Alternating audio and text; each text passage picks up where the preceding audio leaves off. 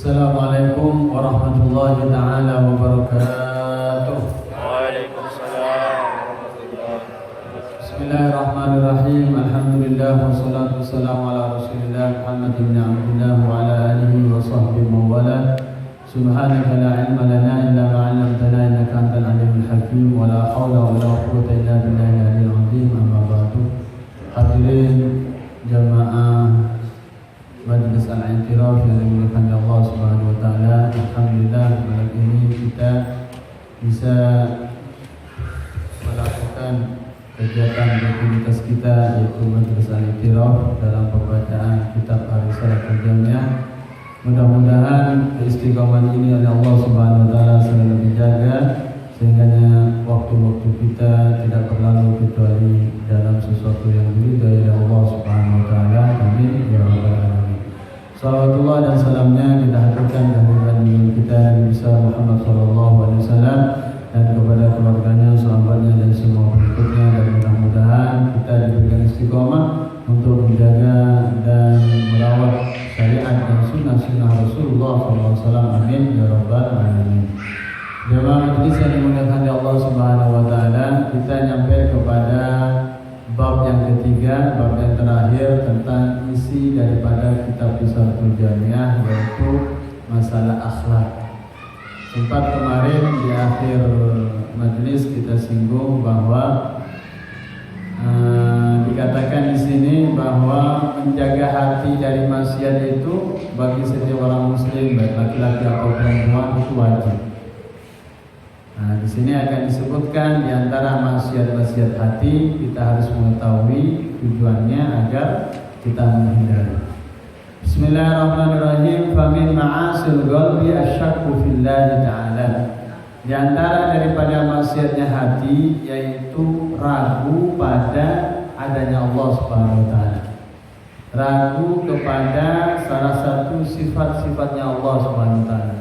Ragu kepada pekerjaan-pekerjaan Allah Subhanahu wa taala. Ini adalah termasuk dalam maksiatnya hati. Merasa ragu tentang keadaannya Allah Subhanahu wa taala. Allah ada atau tidak ya, dan sebagainya. Begitu, maka itu adalah termasuk maksiatnya hati. Yang kedua, wal amnu min makrillah. Merasa aman daripada tipu daya Allah.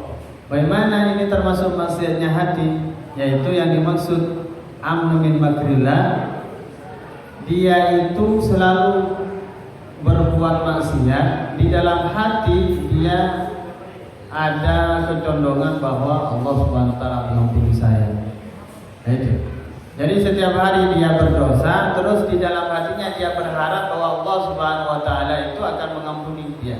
Dan ini namanya orang yang aman dari makrullah, aman daripada tipu daya Allah, aman Allah akan akhir hayatnya dia akan dijadikan orang su'ul khotimah.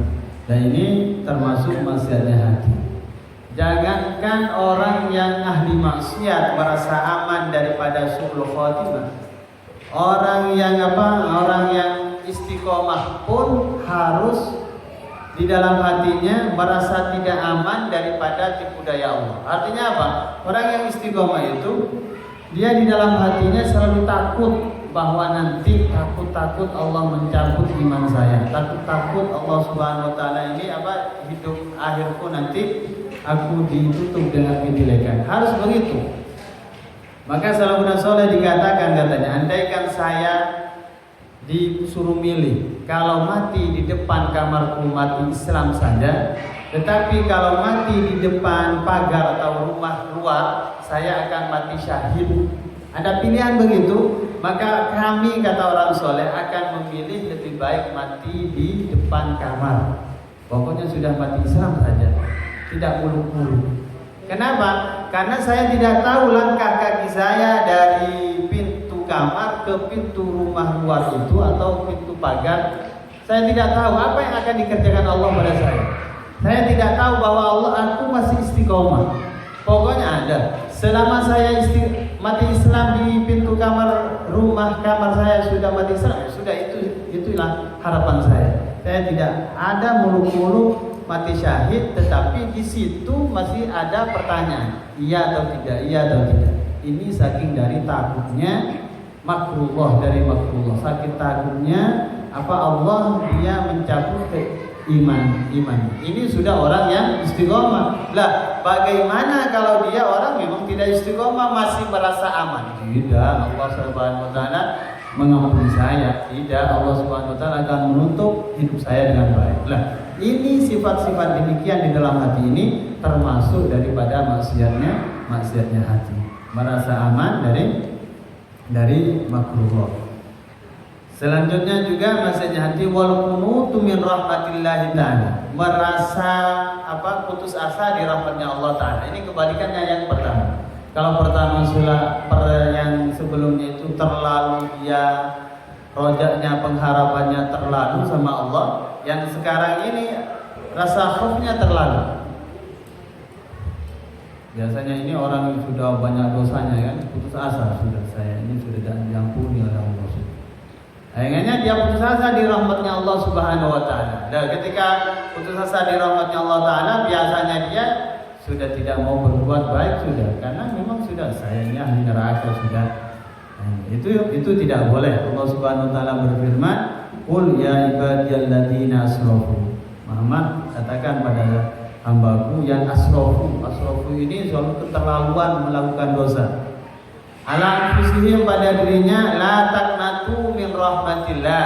Jangan kalian merasa putus asa di rahmatnya Allah. Artinya saya sudah dapat rahmatnya Allah, jangan begitu. Walaupun Anda ini sudah asraf, walaupun Anda ini sudah keterlaluan melakukan dosa. Innallaha yaghfiru dzunuba jami'an. Sungguhnya Allah Subhanahu wa taala Maha mengampuni dosa jami'an semuanya. Innallahu huwal ghafurur rahim. Sungguhnya Dia adalah Maha Pengampun dan Maha Belas Kasih Sayang. Maka dari itu kata ulama sufi, rasa roja dan khauf ini ibarat dua sayap. Dua sayap bagi burung. Jadi keduanya ini harus seimbang. Tidak boleh berat sebelah, tidak boleh ringan sebelah. Kalau orang lebih berat rojaknya, pengharapannya saja, ini keliru. Tidak, Allah Subhanahu wa taala Maha Pengampun. Saya kan hambanya Allah. Berdosa dulu dan itu keterlaluan. Begitu juga rasa khauf, kalau keterlaluan tidak bagus juga. Saya banyak dosanya, ini Allah Subhanahu wa taala tidak mengampuni sudah. Nah, dia kan mengecilkan Allah berarti dia. Meremehkan Allah, bahwa Allah tidak maha kuasa untuk mengampuni dosa-dosa kita. Dan itulah kurang bagus juga. Biasanya ini ketika kita bermurid kepada seorang syekh murabbi yang tahu pada isi hati kita, seorang guru itu tahu pada muridnya ini. Dia kadang memberikan rojok yang begitu besar. Kenapa? Karena dia khaufnya besar. Rasa takutnya dia besar ini. Jadi guru ini tahu ini harus diberi rojok yang kuat, beri harapan-harapan yang besar. Ada suatu ketika murid kadangkala dia khaufnya diperbanyak oleh gurunya. Kenapa? Karena dia rojoknya terlalu banyak. Ini bahaya, rojok terlalu banyak. Jadi didoktrin khauf, rasa takut kepada Allah ini dan sebagainya begitu. Itulah keuntungan bagi seorang yang mempunyai guru, yang mana guru itu bisa mengarahkan kepada jalannya Allah Subhanahu wa taala. Walaupun katanya ulama zaman sekarang guru yang begitu itu sudah nazir, sudah jarang. Guru yang yang menuntun kita kepada jalan kepada Allah Subhanahu wa taala itu jarang. Tapi ada yang kedua. Apa yang kedua? Yaitu cari teman yang baik. Apa teman yang baik itu? Teman yang apabila melihat kejelekan kita, dia langsung tegur.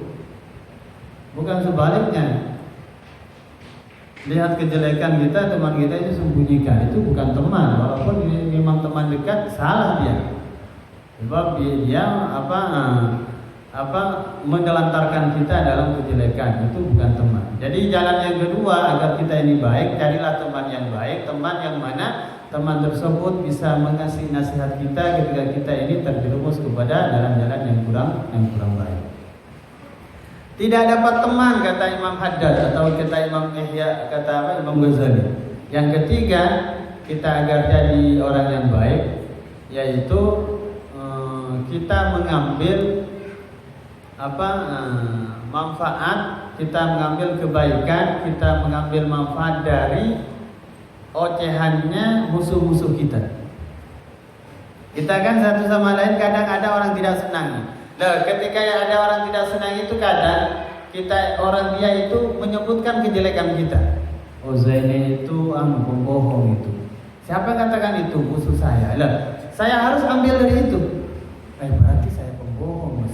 Jadi kita memperbaiki. Zaini itu banyak rojaknya daripada khofnya itu. Siapa yang bilang itu? Musuh kita. Kita harus sadar saya banyak rojak. Terus begitu. Kenapa? Karena orang yang jelek musuh itu pasti dia akan kepada musuhnya itu sifat-sifat jeleknya itu kentara jelas. Maka dari itu kita ini harus mengambil manfaat daripada ocehan-ocehan atau musuh-musuh kita. Itu kalau tidak salah Hasan Al-Bisri ya, ketika di masyarakat bilang Hasan Al-Bisri itu muroi. Hasan Al-Bisri itu orang yang ria. Langsung Hasan Al-Bisri bilang, oh itu nama yang disembunyikan oleh orang Basrah mulai dulu. Itulah namaku aslinya, bahwa Hasan Al-Bisri al-Muroi. Hasan Al-Bisri adalah berriak kalau melakukan ibadah. Nah begitu. Jadi beliau itu mengambil manfaat daripada ocehannya musuh-musuh mereka.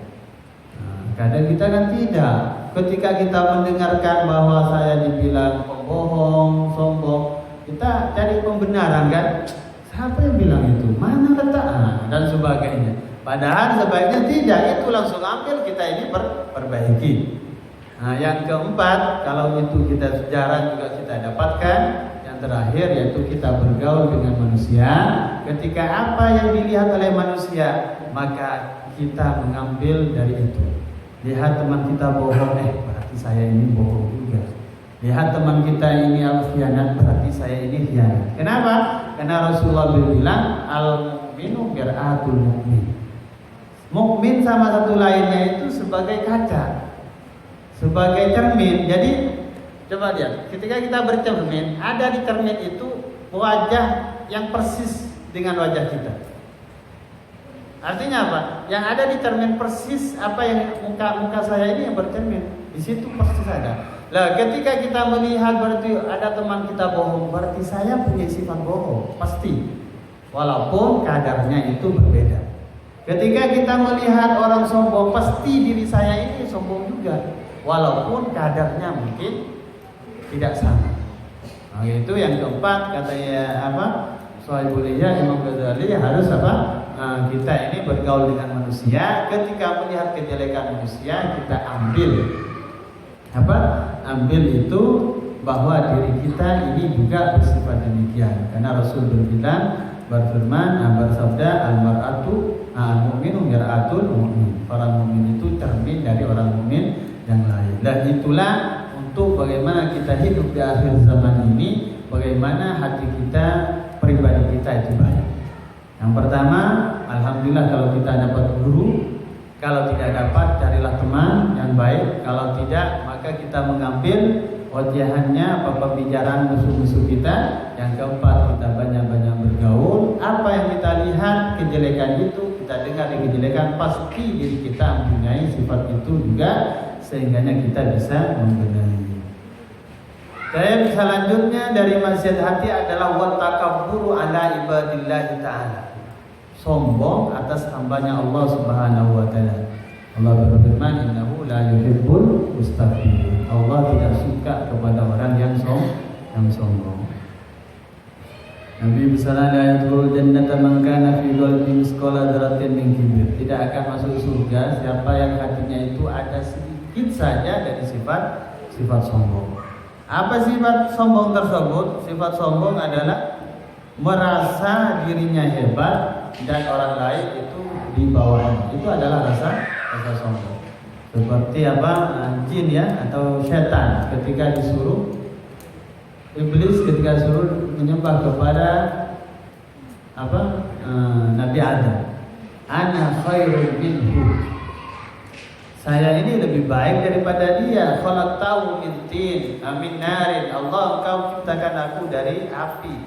Wa khalaqtahu min tin, dan engkau ciptakan dia itu dari tin, dari tanah. Aku lebih baik daripada dia.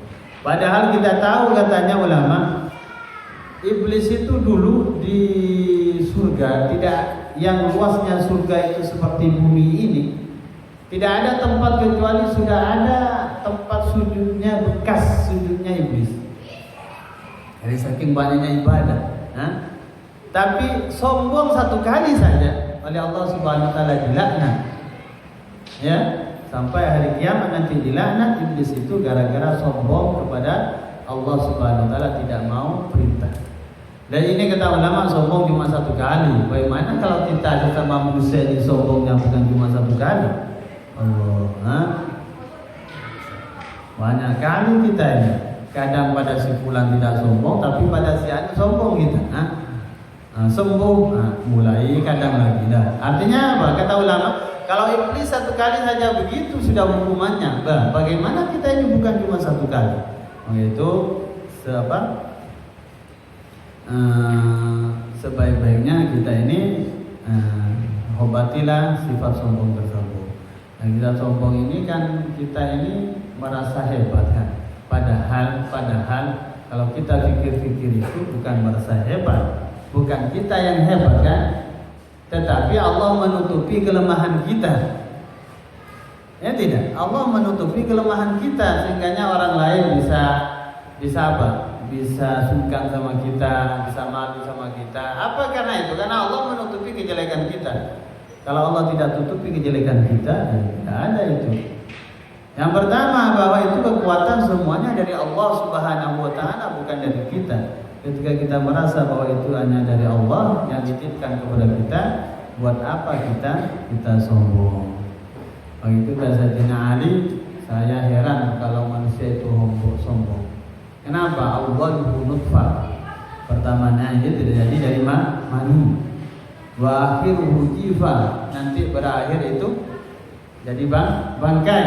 Wa bainahuma, antara pertama dan antara akhir itu yahmilul kadar, membawa apa? Kotoran. Kalau kita ini sekarang ini di masjidnya itu banyak kotoran di perut kita ini, ke barat ke timur bawa kotoran, bawa WC. Ya apa kita mau sombongkan? Sebentar lagi kalau mati jadi bangkai. Dulu masih pertamanya dari mani. Siapa yang mau minta mani? Gratis pun kita dikasih tidak mau. Jijik. Lah, pantaskah kita ini bersifat sombong? Tentunya tidak pantas. Selanjutnya adalah dari maksiatnya hati adalah riya. Apa itu riya? Yaitu tolabul manzilah fi qulubin nas. Mengharap ada kedudukan di hatinya manusia. Ini adalah riya. Mengharap ada kedudukan. Saya ngajar agar orang bilang saya ustaz. Nah ini riya. Saya jadi imam agar orang segan sama saya. Ini riya. Saya sholat agar orang bilang bahwa dia orang yang takwa. Ini riya. Jadi melakukan sesuatu tujuannya untuk apa? Untuk ada dipuji boleh di manusia itu. Jadi agar ada kedudukan di hatinya manusia. Itulah sifat riya. Allah Subhanahu wa taala berfirman, "Fawailul lil musallin." Celaka orang yang salat, alladzina hum an salatihim sahun, yang mereka itu dari salatnya itu lalai, alladzina hum yurauna, mereka itu yang bersifat riya. Nanti katanya ada 3 penyandang pahala besar di hari kiamat, diadili oleh Allah Subhanahu wa taala. 1 orang yang mati syahid, yang kedua orang alim, yang ketiga orang yang banyak hartanya. Orang mati syahid dipanggil duluan. Atau di sebagian riwayat langsung dia mengadu pada Tuhan, ya Rabb, istahadtu fi sabili. Wahai Tuhanku, aku ini mati syahid di dalam jalanmu. Tapi apa kata Allah? Kadzabta, engkau bohong. Sesungguhnya engkau lakukan itu liyuqalu laka syuja'an, agar engkau dikatakan adalah pahlawan, pemberani. Nah itu sudah dikatakan dulu di dunia engkau adalah pemberani. Orang sudah berkata ya itulah pahalamu. Yang kedua orang alim. Saya kasih ilmu kepada kamu, kecerdasan di atas orang lain. Kamu sudah dikasih kesempatan cari ilmu. Untuk apa itu waktu? Jawab ya Rob, saya ngajar masjid ke masjid. Saya bikin majlis, saya ini dan itu. Tapi kata Allah, kadzabta, engkau bohong. Sungguhnya engkau lakukan itu agar engkau dikatakan alim, maka dikatakan Pak Ustadz kamu. Itu sudah dikatakan dulu di dunia, itulah pahalamu. Yang ketiga yaitu orang yang banyak harta. Dia bilang juga Allah saya bangun masjid, saya bangun pondok, saya bangun jalan raya, saya ini. Tapi kata Allah, kadzabta, engkau bohong. Sungguhnya engkau lakukan itu agar dikatakan bahwa engkau ini adalah karim, engkau adalah penderma. Dan itu sudah dikatakan dulu di dunia. Orang-orang bicara semua bahwa kamu itu adalah orang yang luar biasa. Maka tiga-tiganya semuanya disuruh masuk nerakanya Allah Subhanahu wa taala. Na'udzubillah. Ini alamat gara-gara kita ini ada sifat riya. Jadi sifat riya itu adalah muhbit menghancurkan amal kita. Kita sudah beramal tidak dapat pahala gara-gara sifat riya. Kenapa? Karena Allah Subhanahu wa taala kita duakan. Maka itu riya itu dinamakan syirik khafi. Syirik ada menyekutukan Allah kan? Ada namanya syirik khafi. Syirik khafi yaitu namanya riya itu. Kita saja ya kalau diduakan sama orang sakit hati kita. Nah, iya gitu. Contohnya, saya ngajar di sini. Bapak Ibu ini kan mendengar, tapi mendua hatinya. Penglihatannya, kadang ada kesana, kadang ke sini. Artinya tidak konsen pada saya. Maka saya selaku orang di depan tidak enak hati saya. Padahal apa? Bapak tidak punya hutang sama saya, tidak ada hubungan. Lah bagaimana kalau antara Allah dan makhluknya? Yang mana Allah telah memberi kesehatan kita, telah menciptakan kita, telah pokoknya semuanya. Terus kita duakan Allah Subhanahu wa taala. Pantas kalau Allah Subhanahu wa taala ini akan marah kepada kita. Contoh juga dulu ini suatu cerita dulu di Tarim di Hadramaut sana kalau menjelang subuh ini orang ada yang beronda. Tahajud, sholat, jamulail. Anggap kalau di sini kalau Ramadan ya, sahur. Di sana begitu. Tahajudnya ada orang bangun juga. Jadi orang keliling. Pakai apa itu? Jamulail. Dan ada ini orang satu ini sudah bangun dia. Jadi dengar dari arah sana semua orang sudah bangun kita. Pas nyampe samping dia pas sholat, dia pas ngaji, pas samping rumahnya agar dibilang bahwa saya ini sudah bangun. Begitu maksudnya, dia keraskan bacaan Al-Qur'an. Satu halaman dia keraskan. Apa tujuannya? Agar didengar sama orang yang keliling bangun dia, agar agar dia merasa bahwa ini saya tidak usah dibangun, saya sudah bangun sudah. Ini saya baca Al-Qur'an. Jadi dikeraskan bacaan Al-Qur'an satu halaman. Dengan cerita dia ketiduran pada waktu itu sebelum subuh, mimpi. Tibalah hari kiamat, dia mendapatkan semua pahala ngajinya yang dibaca satu Al-Quran kecuali satu halaman itu. Dia minta, malaikat mana ini? Kok pahala yang satu halaman ini tidak ada? Malaikat langsung bilang, bukankah engkau baca keraskan suaranya itu agar engkau dikatakan orang yang membangunkan orang tahajud agar engkau dibilang sudah bangun? Tercengang pada waktu itu. Mintalah pada itu kamu. Begitulah. Artinya apa? Ini sifat riya ini menghabiskan mentiadakan pahala kita ini. Maka dari itu tapi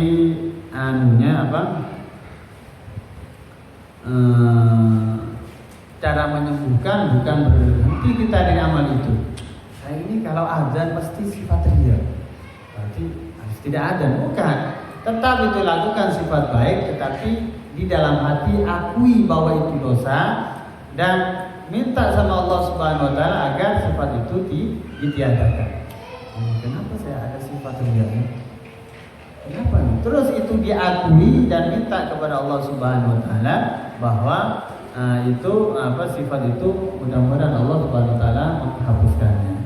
Dan kita lebih berpikir lagi bahwa makhluk itu tidak bisa memberi manfaat atau mudarat kepada kita. Kenapa kita ingin disakiti orang? Kenapa kita ingin takut dicela orang? Kan manusia itu cuma sebab. Allah lah yang bisa nanti memuliakan, menghinakan. Dan begitulah. Dan kita berpikir begitu, biasanya sifat riya itu kita lebih turun lagi. Kenapa? Karena kita menganggap kecil makhluk ini di hadapannya Allah Subhanahu wa taala.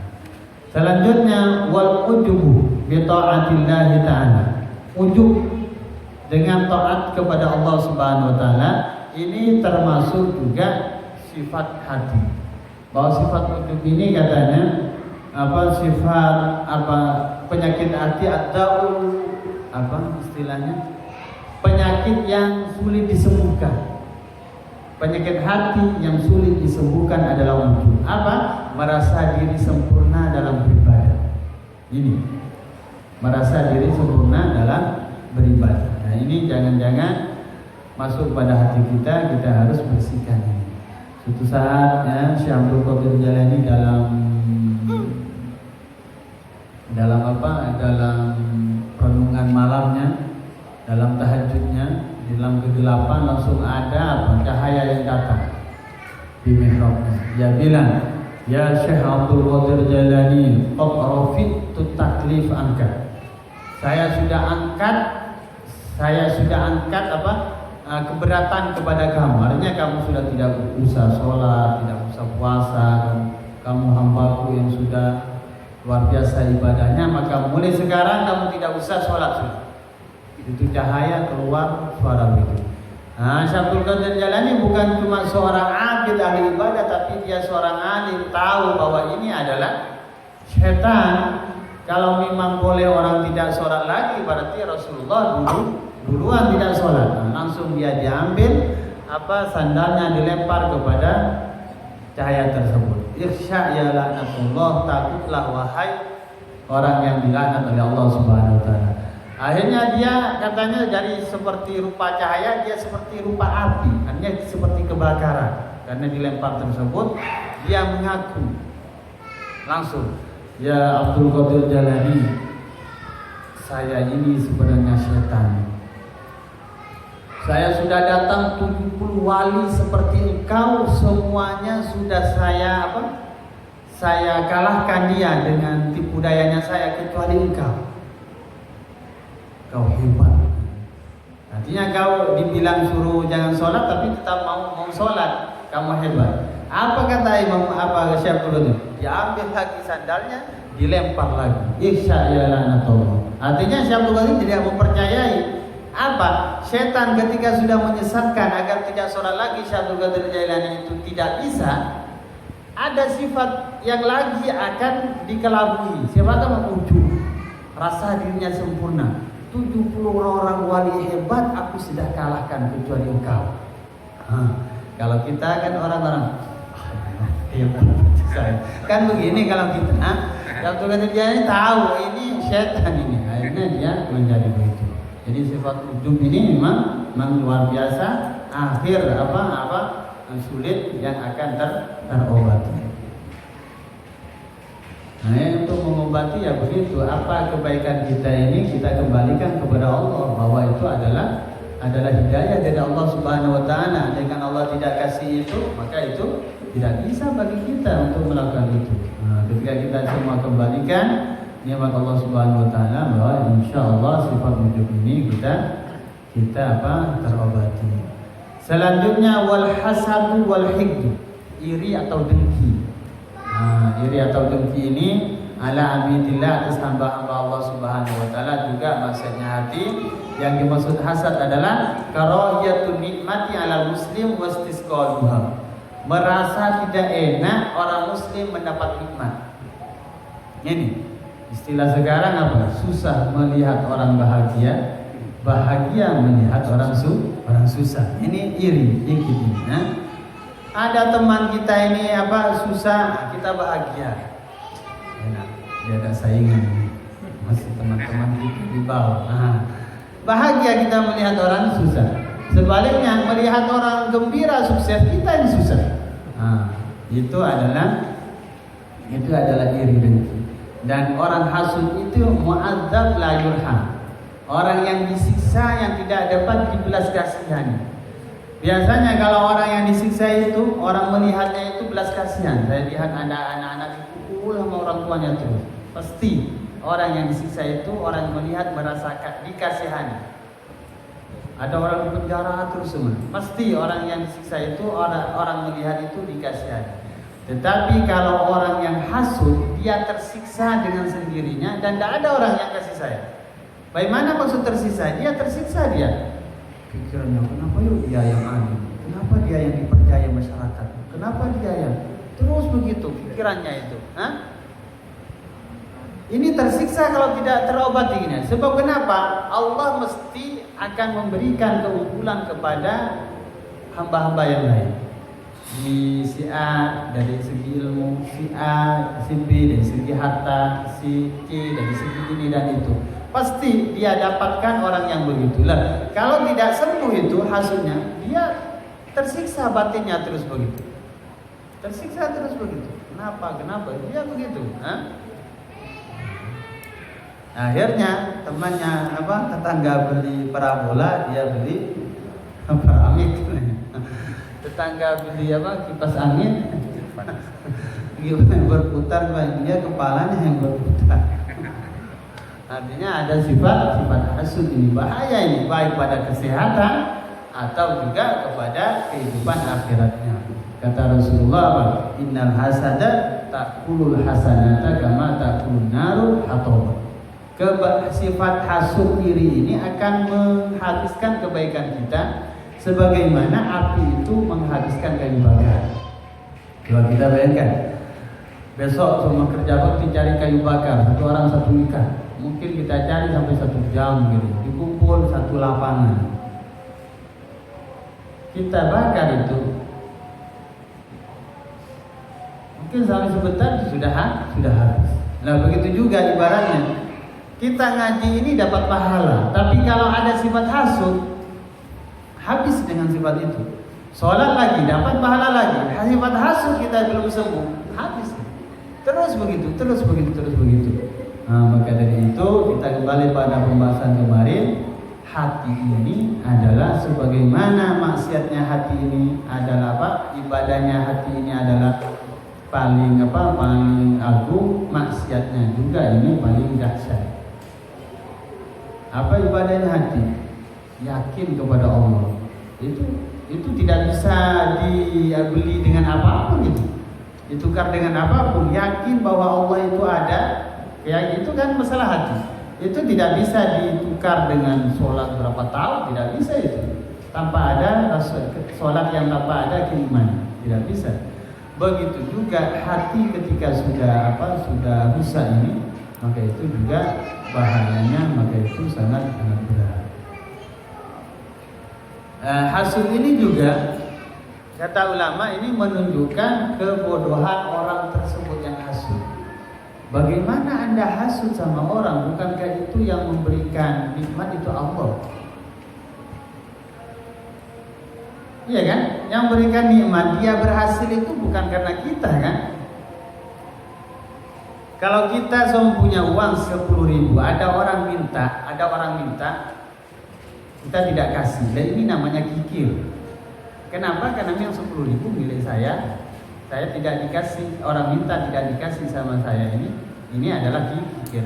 Ini kalau dilihat oleh orang malu kan kita. Ini kikir. Orang minta cuma 10.000 tidak dikasih.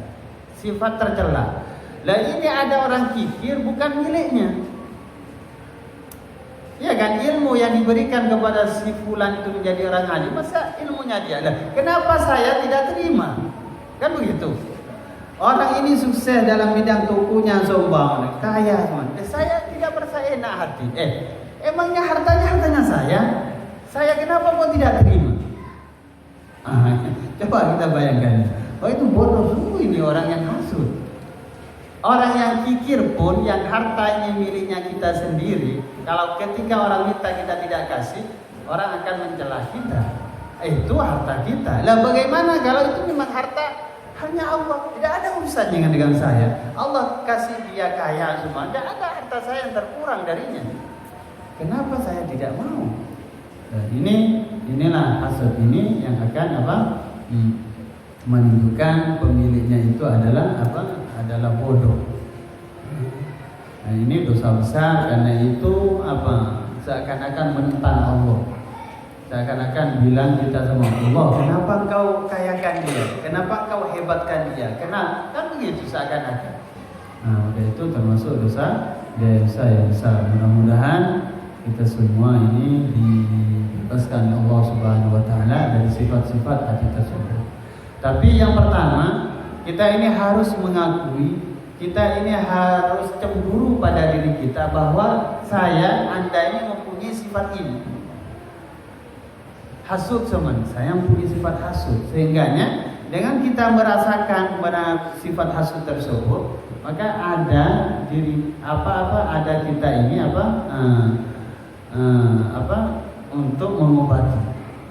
Sifat penyakit hati ini ibaratnya kalajengking atau ular yang ada di bawah karpet kita yang kita duduki. Coba ibaratkan seumpamanya Bapak kasih tahu sama saya, Ustaz itu ada kalajengking itu. Bagaimana saya ketika dikasih tahu ada kalajengking ada di bawah paha saya? Saya langsung berdiri dan berterima kasih. Malah mungkin itu namanya tidak terlupakan saya itu. Mana alamatnya, saya ambil nomor HP-nya. Berterima kasih terus. Kenapa? Dia menyelamatkan aku. Kalau tidak, maka saya akan tersengat oleh ular atau kalajengking tersebut. Nah ini sifat penyakit hati sama. Ketika ada orang kasih tahu sama kita, ini kenapa kamu sombong? Sebenarnya kita ini seharusnya saya ini berbahagia. Alhamdulillah kamu. Kenapa? Sebab kalau tidak dikasih tahu, seperti mana ular itu akan menggigit saya dan saya akan mati. Sifat hati ini, penyakit hati, jika tidak dikasih tahu maka dia akan menggigit hati saya.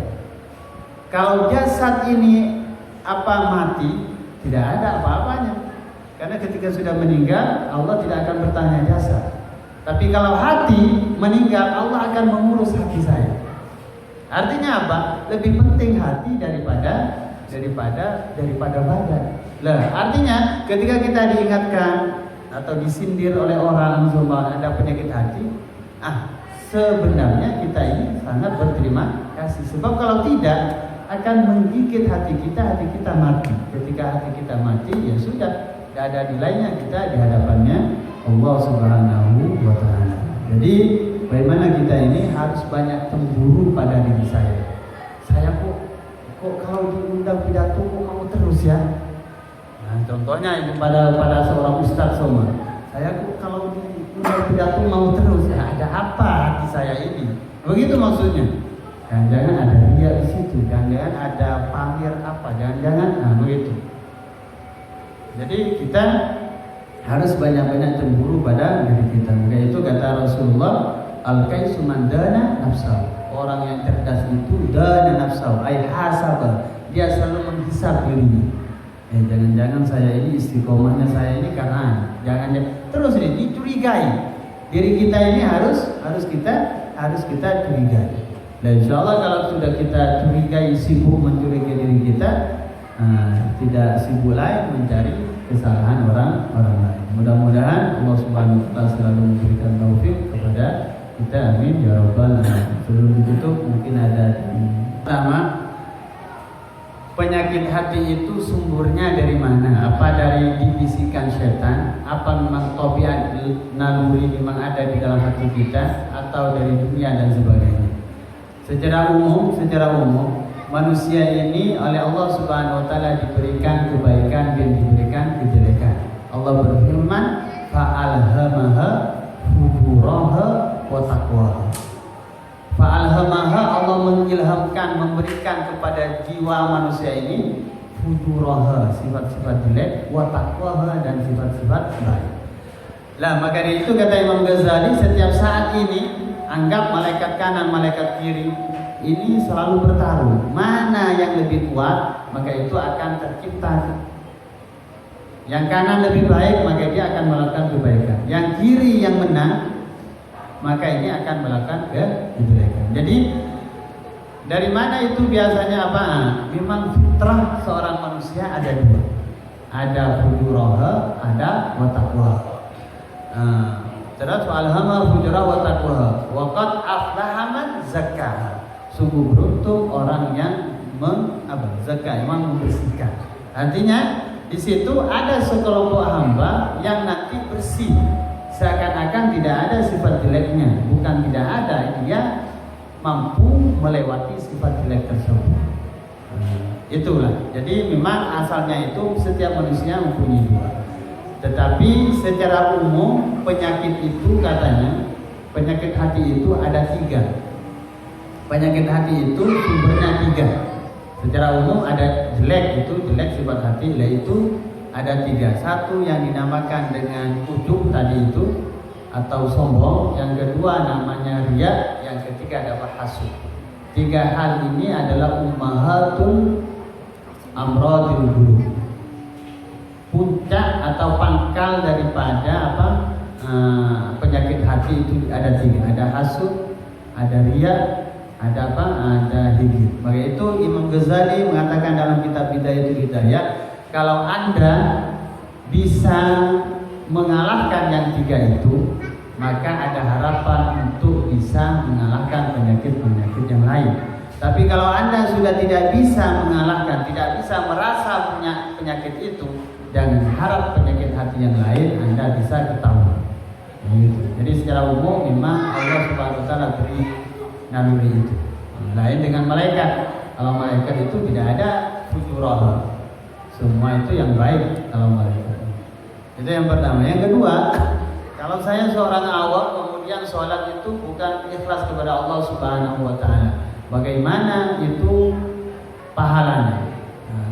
Dari segi sholatnya yang karena riya itu, maka dia tidak dapat pahala. Tapi ada sisi lain, mungkin yang Allah nilai itu istiqomahnya. Ada sisi lain Allah nilai memaksakan dirinya, itu ada. Jadi artinya apa? Orang yang beribadah riya, dalam keadaan riya itu masih lebih baik daripada orang yang tidak sama sekali tidak melakukan ibadah. Dan itu obatnya, yaitu terus kita lakukan sampai rasakan itu, akui itu suatu penyakit dan minta sama Allah SWT agar dihilangkan. Bukan karena kita mempunyai sifat riya itu kita langsung berhenti dari ibadah itu. Bukan itu solusinya. Tapi